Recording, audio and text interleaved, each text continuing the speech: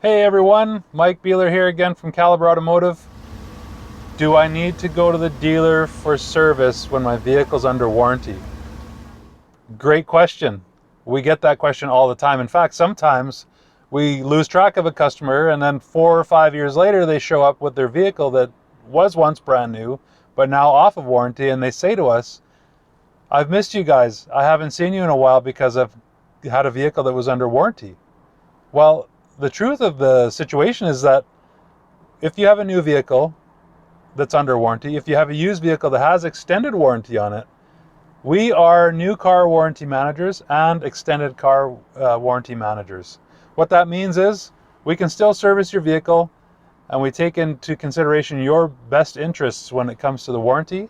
If there's anything that comes up that needs coverage by the manufacturer or the extended warranty policy, we're happy to set that up for you. We can call to confirm, make sure that it is in fact covered. Sometimes that gets a bit muddy depending on the service department that you visit. Not only that, if it's covered under an extended warranty, they'll actually pay us to do the repair. So you're in good hands here at Caliber Automotive, whether you have a new car or a not so new car. Have a fantastic evening.